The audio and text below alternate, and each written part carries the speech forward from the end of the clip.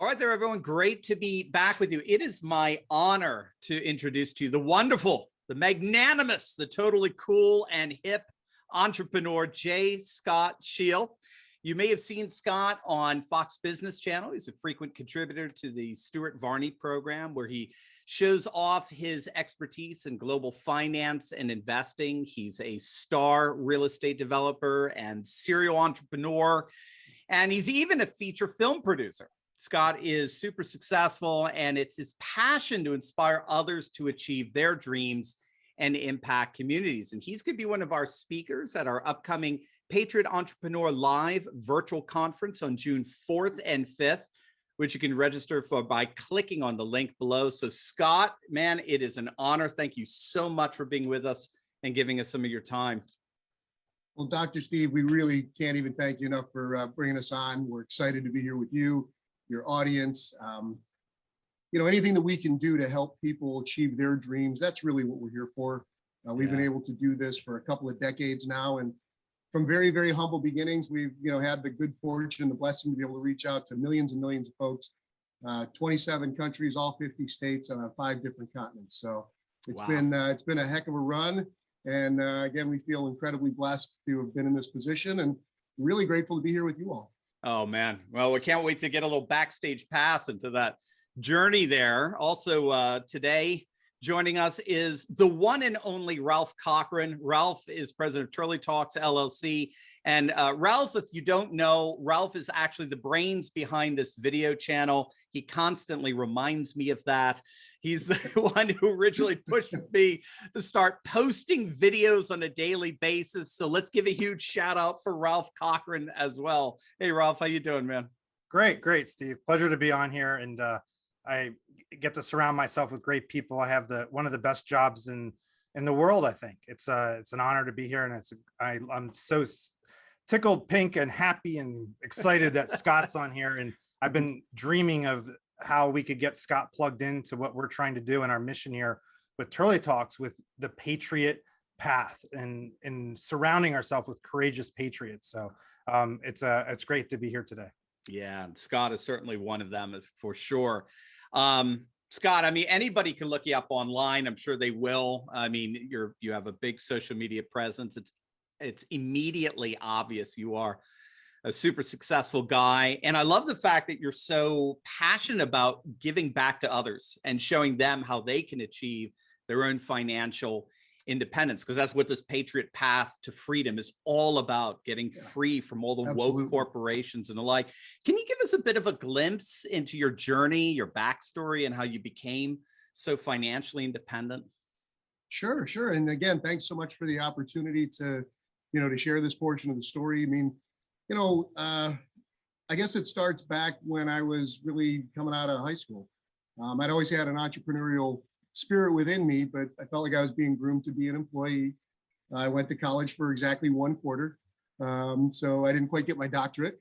And at the end of the day, I ended up taking a job, and I was working with a gentleman who had access to things overseas that we really didn't have here. I was in the manufacturing and distribution of computers, personal computers. This goes back to the 80s. And, in that window, I started to realize that, I wasn't going to create my dreams working for somebody else. And more than that, I saw the window closing on that industry. So I found myself kind of in a little bit of a dead end job. So I started my own version of that, importing and manufacturing. And unfortunately, because of some bad luck, found myself out of business, turning about 25 years old. I was personally about $500,000 in debt because someone didn't file their taxes, and it wasn't me, it's a partner that I had. And I was looking for a way to resurrect myself, if you will. And I turned to real estate, and I found that in real estate, I was going to be able to really take charge of my life through a fixed asset-based portfolio. I wasn't going to be subject to the whims of the market. I wasn't going to be tied to, let's say, some sort of virtual valuation that someone else is creating. I could literally have a direct impact on my own future. But I discovered very quickly that working in houses and residential markets, like many people were doing at that time, was also not on the scale that was going to inspire me. And so I decided to get involved in, larger scale projects, multifamily apartment complexes, medical office buildings, retail shopping centers. And I have to tell you, it was unbelievable. I mean, really within a couple of years of doing that, a lot of people started to take notice of the accomplishments and I guess the progress that I had made.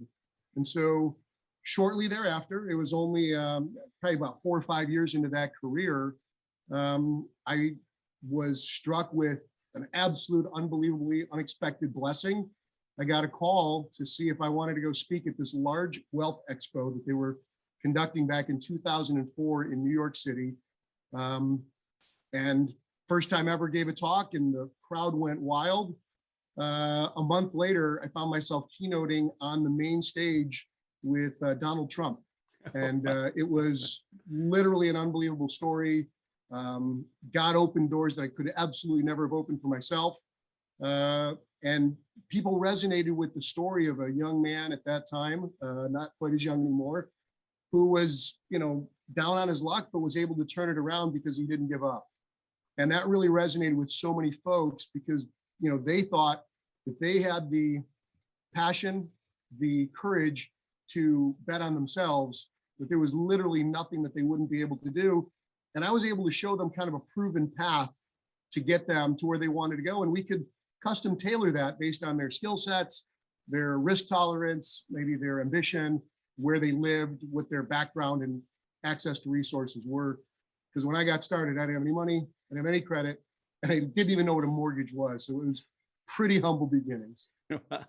That's amazing. Wow, to end up on stage with DJ Trump. That's amazing. That's it was crazy. And it opened doors that I just, again, didn't see. And I had the good fortune to speak with, 6 different presidents. Wow. I've had the, prime ministers, Fed chairman, and I'm a high school educated kid from Cleveland, Ohio. I'm not a guy who reads his own press clippings. I know that everything that I have accomplished has been through, perseverance and blessings. And, but I'm here to try and make everyone's life better, specifically in my own community, and specifically for folks who are looking to really make the world better for those that are around them. I don't know, Ralph. We're gonna have to arrange an honorary doctorate here. I think that's for sure. If you don't get a PhD after your name, I don't know anyone. No one deserves it. Well, speaking of Ralph, you've actually been a part of Scott's real estate training. You've benefited from his inner circle, as it were. Give us a little glimpse into what you've encountered with Scott. Yeah, so it's interesting that Scott was bring up Donald Trump because the first time I met him, I didn't meet him, I heard him speak, was at that expo, not the same one. I think it was like the 2 years later, 2005 or something like that. Actually, I think it was 2005 to come think of it.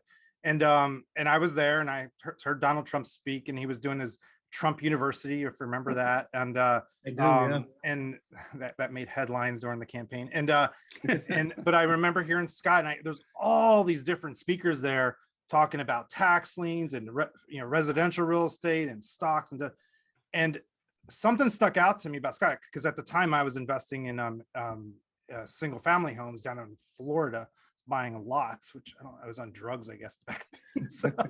So I had no idea. And I heard him speak. I came back from that. It's like, this is the way, like this, like I had the line from Mandalorian already down. And so I was basically looking for an answer to scale and to get involved in real estate. So I went to hear Scott speak at an event, just like the one coming up in Las Vegas that he's hosting, and I'll be there. I'll be there with my brother and my daughter, and I'll tell you why in a second. But I went to an event like that. I believe it was in Orlando, and I spent like 3-4 days with Scott. I think it was 4 days back then, and it was remarkable. He's a very gifted teacher and real deal. And I came back from that event, and I ended up buying over the next 2 years $30 million in real estate. It's insane. Wow. Like wow. And I literally, and that I think I even wrote Scott a testimonial a few years after that saying that. And I got hammered through the recession, which this isn't about me, this interview, but I had to kind of retool and get back on my feet. But I recently just got back involved with Scott, and we're I'm now part of his mastermind program, his inner circle program. And I'm just very excited about what the future is. And I know I'm with the right person, and a lot of the coaches out there and people, there's so many different people doing stuff there. And you talk guru, it's like a bad word. And, but there are real gurus who actually really care. And Scott is that person. He represents the same values, Steve, that you and I care about. And we're very picky about who we allow to be in front of our audience. I think, that, so for me, I'm bringing my daughter there because I want her to see what it looks like to be around successful people. And she's going freshman year of college this year at Grove City College, and she's going to study entrepreneurship. And where's a better place to do it? Take her on her senior trip with her dad to Las Vegas, which doesn't sound like a good. So, but she's gonna hang out with Scott Scheel. We're gonna edit that part out, aren't we? Right, that's not in there at all. So my wife is understanding. So, and I did the same thing with my son last year. We actually took Scott to Scott's event. So yeah, it's Scott's a special person, and I really encourage anyone that's watching this today to really take note and research Scott. And we're gonna have some links below about, even if you want to join me in Las Vegas with Scott, you can click on that link below, and there. And also I encourage you also to join us for the event coming up on June 4th and 5th, the Patriot Live event. Scott will be one of the speakers there with Dr. Turley. So, but yeah, that's the short story behind my connection to Scott. So it's really, actually, if you don't mind, Ralph, give me a little bit. I'm going to ask a question. Give me a little bit there, and then tag team with Scott and his follow up, because you did mention sort of guru, as it were, but in the classical structure of things, you have master and apprentice. That's the way we learned our skills for, ages now. Yeah. And this is what Scott is doing, is clearly that kind of apprenticeship like structure, where you learn, from the masters, or sort of a Gordon Ramsay, as it were, of real estate. So can you give us a sense of just what if somebody were to sign up with Scott and start working with him, what would they discover? Well, it's funny. My son's in his freshman year of college, and I'm asking him, what are you learning between playing, PS4 and whatever's going on there. And it's like, what are they teaching you? And yeah, this is like, it's almost it's a total waste. Sorry, I shouldn't say. I was a college prof for 20 years. I should not say it, but darn it, man. I'm with you. I'm totally. I don't even tell you the rest of the story, do I? So it's like but what it is like, I think what's missing in this day and age of education is there's such an abstract learning that goes on, and it should happen. We need to teach people how to think correctly, logically, which is, missing in our, education system, even in classical environment, Christian schools, whatever, solid private school situations, there's still this application piece that is missing. And that's why it's very weak. Like, I literally told my daughter, if you want to not go to college and we can do real estate for the next year, I'm open to that. She wants to go. That's fine. I'm cool with that. I'm not making her into, she can decide. But I think that's the thing with Scott. And, and a lot of the people we're teaming up with is just that they bring this application to actually execute. And I have this vision, and I'm curious, Scott, what you think of this too. And this is kind of off a little tangent. I don't think we have this or not.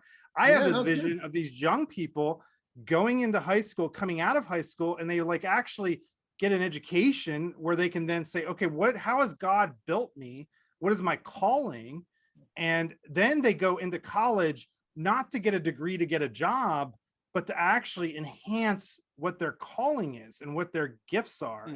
And then, because they already know how to create wealth, because they can learn that in a gap year program through someone like Scott Scheel, that's the kind of stuff that I'm trying to work into my family and figure out. And I don't see it out there. And Steve, you and I might have to create that. Maybe we have to create this with Scott. We have to create it's happening right now on camera. It is. Here's the origin story right here. Yeah, Scott, give us some insight into how you are a master trainer, as it were, master Jedi. What's obviously a lot of people think, pick up on what Ralph said. A lot of people think the answer is to go off to college for 4 years and study under profs. We're not really, some can be sort of the master apprentice thing, but generally speaking, it's just getting a bunch of information, cram, test, forget, and move on and get your degree.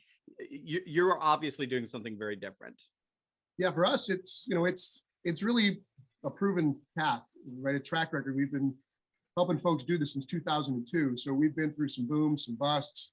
We've been very resilient, and you don't sustain if the authenticity isn't there, right? There's a lot of, it's been candidly frustrating over the years to be associated with some folks who are out there who are charlatans, right? They'll come out, they'll prop themselves up, they'll talk about things they haven't done.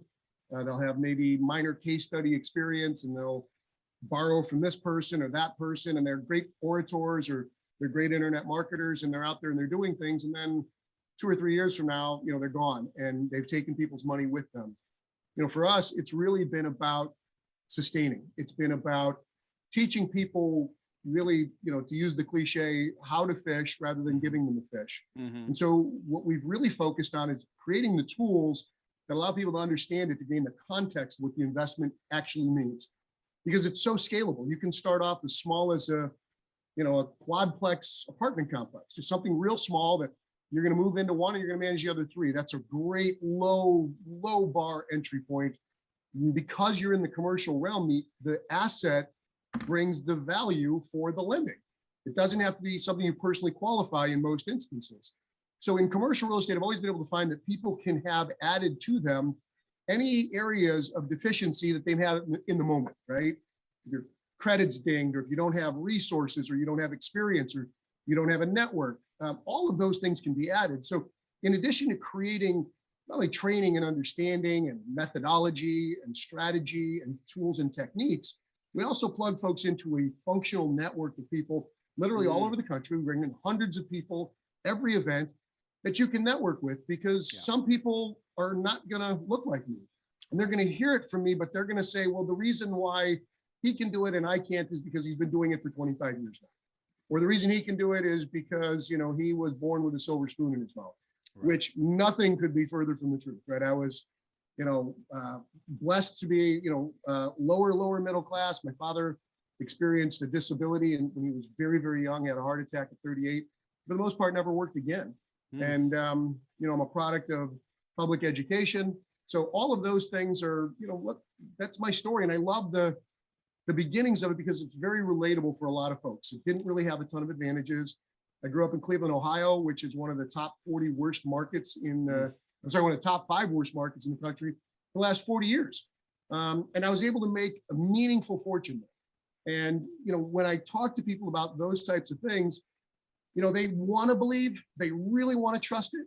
But when they get into the environment, that's when their entire, let's say, passion is unleashed, because they can see other people who are like them, either age or stature or background or ethnicity or, gender. It just completely blows apart and obliterates any excuse that you have, because there are folks in there with no education whatsoever, and there are people in there with PhDs. And I got to tell you that some of the times the things that I don't have to unteach people actually makes it easier for them to move forward. Right. And so whether they've had a history of being successful, whether they're successful in another career that maybe isn't serving them, and they want to get into something that they have a little more control over, this is a path that you can start on immediately. You don't have to quit anything that you're doing. And it gives you that step-by-step approach that allows you to determine your own pace, your own scale, your own risk tolerance, the markets that you work in. And I'll leave you with this one last thought, because I really want to get some more feedback. We always teach people that there are 5 markets that you want to consider. Certainly your backyard and your hometown where you're working, right? You're there, you're familiar with it, you should do it. But you also want to go a place where maybe you're from, or we have folks and boots on the ground. Always look for a place you want to retire, because it's great to have assets where you want to end up. There's always places that people aspire to get involved in. And then we usually say, pick a wild card. Just pick something, because when you learn those markets, it gives you context, right? We can talk philosophy all day long on different assets and different marketplaces and different economies. But when you start to get specific, it makes such a difference. And then the context comes, 1, 2, 3, maybe transactions that you'll practice on. We usually find people are ready to pull the trigger. Wow. Wow. Hey, Scott, do you mind just giving us a little bit of a litany of the kinds of businesses that you own, just to give people a sense, of if they had you as a mentor, what kind of mentor do they have? Just give us I don't know, a roundabout sense of all the different kind of properties you own. Yeah, so I'm, I first certainly, very much involved in real estate, and it's commercial real estate. Although I've done residential development from the standpoint of housing subdivisions. I've built golf courses. We've done hotels. Just recently did an urban adaptive reuse of a high-rise office building that we sold to the Walton family. They're going to turn it into a top-tier flag hotel. We do shopping centers when CMBS defaults and they pull out their money and all the big boxes shut.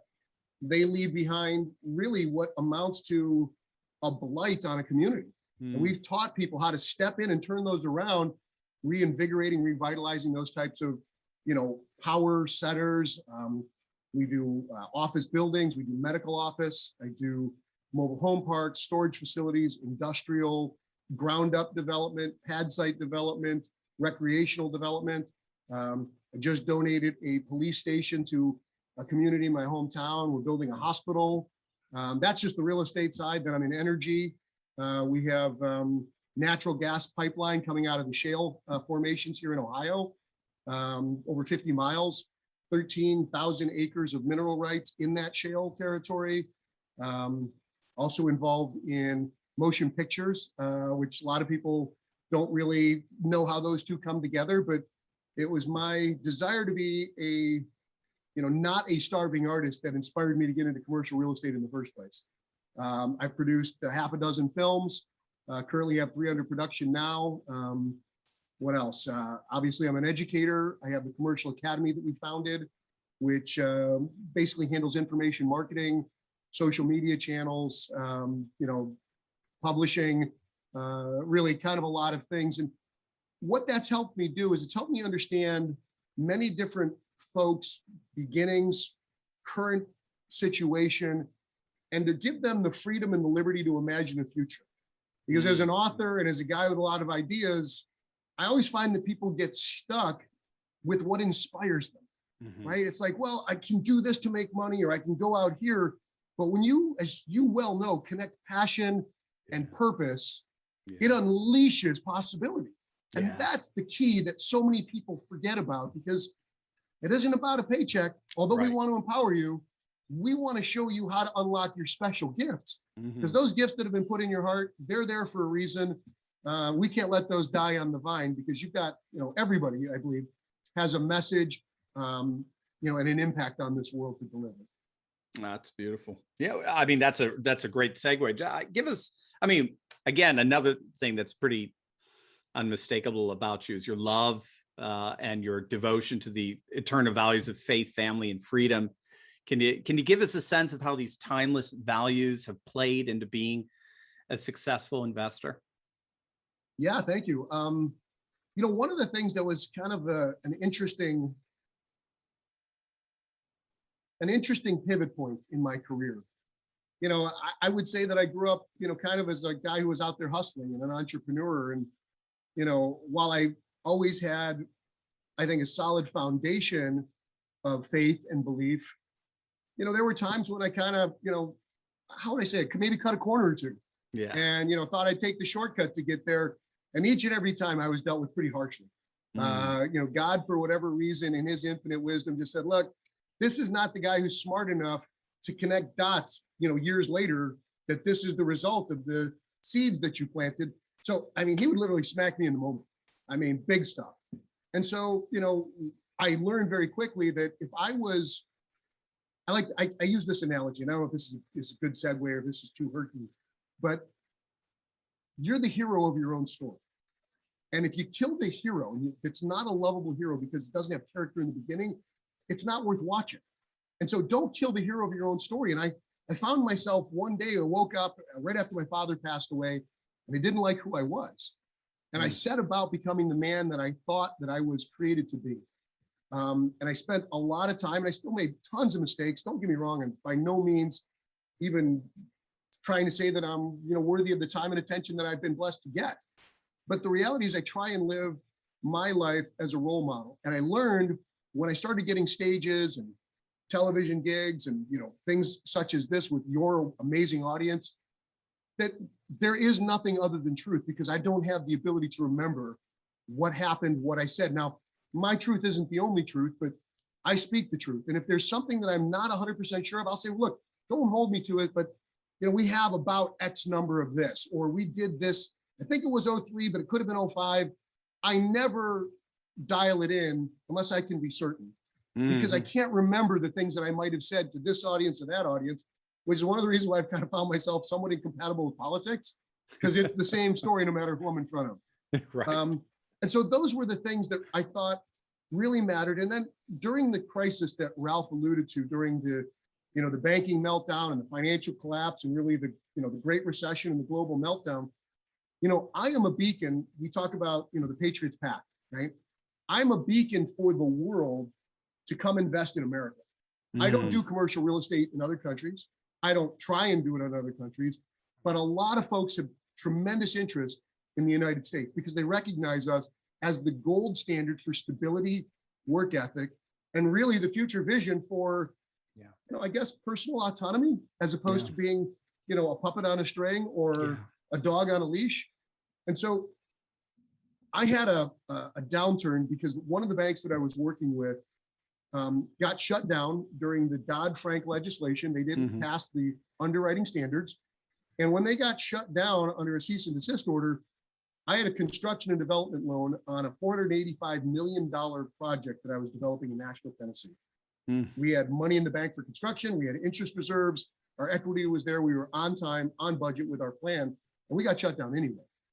And at that moment in time, it was a very public thing for me. I was still speaking on large stages with, celebrities and public figures and, political leaders. And I thought, well, look, if they know this about me and they learn that I'm having this trouble, they may judge me harshly, or they may think otherwise. I prayed about it. And I said, look, this is not something you can hide. This is something that you really need to spotlight. Right. And, it was scary times because it can undermine credibility. And, but as a man 13, 14 years ago in my late 30s, it's like, look, you have a choice. You're either authentic or you're not.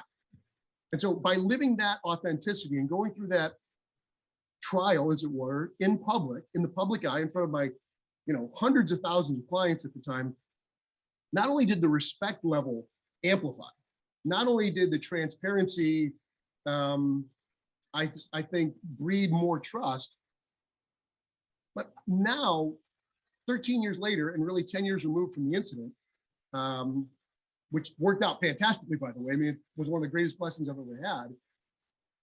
It's prepared me for the turmoil and the turbulence that I think is pent up in our economy right now to help lead so many people through those hardships. But had I not been there and tested by fire through that trial, I don't know that I could have spoken about it. Right. And so I always try and take the humble approach that when I'm going through something, it's for a reason to develop myself, my character, and also my relatability. And I don't know if that's, if that says it enough, but that's kind of, what's been, to me, maybe some of the most instrumental pivot points within my journey. Beautiful. How about you, Ralph? Do you have any insight into that? You've always seen your entrepreneurial pursuits as an extension of faith, family, and freedom.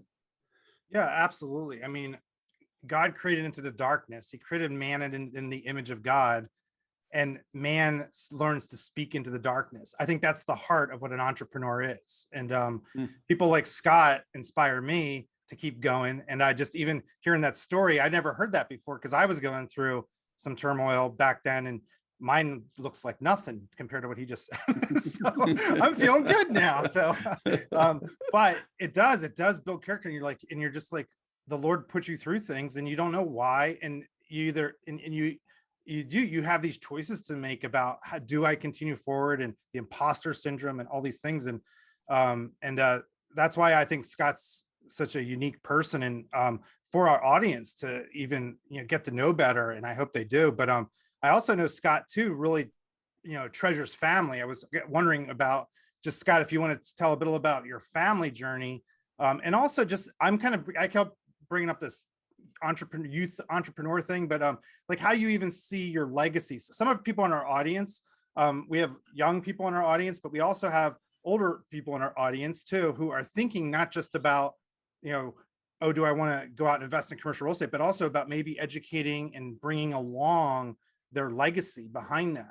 And maybe you could speak to that and like your vision for your children and your family, and what or maybe what other people in your, these people you network with and part of your community are doing when they think about this idea of the legacy we have. And then I want to also come back to talking about what you think about the future of real estate and the economy. But if you could talk about more about your family and legacy, that would be great.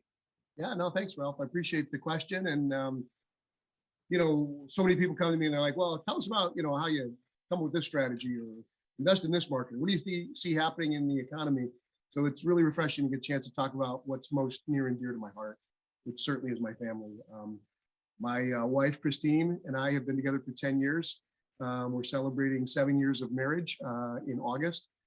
We have 5 children under 5. We have 3 girls and 2 boys, ages 5, 4, 3, 2, and 10 months. And it's awesome. I'm a dad. I come home every night, tuck the kids in, literally prayers, face, teeth, hair. We brush our teeth, brush our hair, wash our face, get into bed, tell stories. Really engaged on that level. And, I say it that way because it's the greatest asset in my life is that family and those children.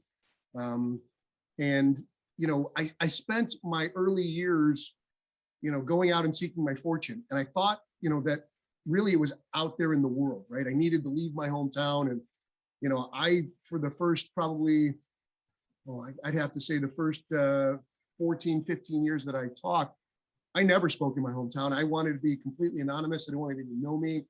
Still really not here for the accolades, but I started to realize that, if you want to, change things globally, you have to act locally. And so I started to get a lot more involved in local politics and really letting people know that it was okay to have the types of opinions that we have, right? So many people, try and manipulate history, and I'm a huge student of history, and they try and reframe the way that we see things, and some of the woke culture ideologies of, how they're mischaracterizing our journey as one of the greatest endeavors in, societal management in the history of the world. Yeah. That has elevated people to levels that were completely unfathomable only 150 years ago. And we take a look at the entire timeline of humanity, and you start to realize what's been possible because we've unlocked the ingenuity of humanity. Just made me feel like, look, there's got to be voices out there that stand up and speak and let people know that there is not this great divide or difference between us, that we're being divided with a real agenda. And so my credibility actually has come much more from the family and the family unit that I have than anything that I've been able to create financially, because you can't have that family without showing up every day. You can't sustain that without putting in the real time, the real effort, the real work. And so, I share that because my wife unlocked something in me when we met a decade ago. I thought I had to keep distance between myself and my clients. I thought it was the only way to preserve, a piece of myself. But what I realized was that, the closer I got, the more I was really, truly able to illuminate what was in them, and that they were able to take, quote unquote, the message that I was speaking and to preach my gospel to so many others and reach parts of the world and parts of society that I would never reach. And so, my legacy is truly, to walk in the footsteps of Christ, which is to have folks that I've impacted and touched personally go out and impact people's lives with that message that I'll never meet. And hopefully they'll be doing it for decades after I'm not here. And if you can plant those types of seeds, I think that the rewards that will be reaped by my children, my grandchildren, and again, I've got family members who have 13 children, 9 children, 8 children. So I'm lagging, right? But we're going to keep on going, and hopefully God bless us with more children, because, to me, each one is so uniquely gifted in what they bring and the dimension and aspect of my personality, many parts of which I thought I had left behind as a child. and how they really bring that back out of you. Yeah. Because I got to tell you, Doc, that at the age of 50, I had a little bit of a crisis, and I'm like, I'm over me. I've already done everything I ever thought I would do. I have more than I ever thought I would have. If it's about me, you can punch my ticket tonight. Yeah. But with those children and what I could do to leave a better world for them. Yeah. By empowering people, by helping change communities, because you'd be surprised just exactly what a difference a development makes in a community. They get excited about it. Yeah. They rally around it. It's, it inspires entrepreneurs and businesses, restaurateurs, and, it's a gathering place for community where people can come and, again, feel safe and feel supported, and to feel connected, which I think so many people are looking for that connection, especially after what we just did. Oh, amen. Amen. Yeah. What was it? Somebody once said, the loneliest time in life is when you make it to that pinnacle that you always wanted to get to. And then you figure, wait a minute, there's nothing here. There's got to be something. Yeah. You've got to be something more than just, and we see it all the time in very, very successful people, and then their lives just fall apart because the fundamentals, that sense of communion, just isn't there. And that's what I really love about your story is you've got that, you've gotten to that pinnacle, and now you're trying to draw as many people up in that pinnacle, starting with family, going out into community and the like. It's just it's wonderful. Well, so many people that started off as clients have become extended family. Right. I've got folks that have been in this program for 15 years, longer. And they come every week, every month. I mean, they're there, every event, they're showing up. And they're just as engaged as they were because they see the impact that they have on other people. Because, at the end of the day, that community that we're able to create, it's a beautiful thing. And that's why I'm so impressed with what you've been able to accomplish. I mean, it's not easy to be an independent, conservative, faith-based Christian, leader in today's world. I mean, the shots that you take, from people who are just out there to try and tear you down, because they've been successful tearing down others. It's so inspiring. And again, it's really encouraging to me. And so thank you so much for sharing that platform. Oh, thank you, Scott. Well, my wife knows judo, so I'm good. She literally is from Tokyo, Japan. So she just, wow, good. Yeah. Oh, I'm good, man. I just put her in front of me and I'm fine. Wow, that's awesome. I'm a big fan of the Second Amendment, so don't come knocking. There you go. That's it. Well, Scott, I mean, it is so exciting to have you at the upcoming Patriot Entrepreneur Live virtual conference, 4th and 5th of June, that people can register for by clicking on the link below. But Ralph, as I understand it, if there are people just chomping at the bit, and they got to get in touch with Scott right now, they have a way of doing that. Can you let them know how? Yeah, absolutely. Especially if you want to come and join me and with Scott in Vegas. He's having this event in Vegas, and you can click below on right here, right below right now. You can go down there. There's a link there, and you'll be able to go and see this event that Scott's doing in Vegas. Scott, do you want to maybe tell them a little bit about what that's going to be like? Because you're the architect of it, instead of me just telling my limited vantage point of it. You want to describe it a little bit for them? Sure. That'd be fantastic. Thanks for the opportunity. So it's going to be taking place at the fabulous Venetian Resort Hotel and Casino. Really beautiful, world-class venue. It's going to be taking place for 3 full days, 3 full days of content. And we really talk to people about what I consider the 7 moves to checkmate in commercial real estate, which is really setting your targets, understanding what your goals and your ambitions are. It always starts with the individual. And so, we help customize a program. They're going to work with our team of coaches and consultants. I'm certainly going to be there as well to define what their roadmap looks like, because the first step on that journey is always the most intimidating. And so we take them from understanding what it is that they're doing today, what they want to accomplish. We help them lay out a timeline. We teach them how to locate properties. We educate them on the different investment vehicles within commercial real estate. We then show them how to evaluate it so that they understand exactly what it is that they're going to be acquiring, because commercial real estate is a fixed asset, but it's really known as income property. There's cash flow on it immediately. And, those cash flows can replace jobs. They can replace lost jobs. They can supplement income. They can pay for, let's say, big expenses that are coming up, or they can create tax shelters and many, many other things. So we teach people how to evaluate what's going to come from that asset. And then we help put together a strategy of how they can create and add value. We usually don't just buy things to sit pat with them. We want to make them better than they were when we found them. That's a big part of who we are and what we believe in. From there, we construct and present offers that the individual can accomplish. We teach them how to put something together that, ultimately makes sense for them. You can't make an all cash offer and close tomorrow if you don't have the cash. You don't have the ability to know how to close. So we make sure that it lines up with their skill sets, their experience level, their ambitions, their risk tolerances. Then we teach them how to put together the capital stack, the financing that they need. And in many instances, people don't bring any of their own capital to the table, but they will have to usually surrender a portion of the deal to bring partners in to make that happen. They can also use things like, seller financing, which is a very common thing in commercial real estate. And then we'll talk to them about what their execution strategy is, how they're going to renovate, how they're going to lease it. I can show you folks, I currently have about 300,000 square feet of projects under construction right now. I don't swing a hammer. I don't, bury a shovel. These are things that are done by most people who are far more talented than I am in their individual discipline.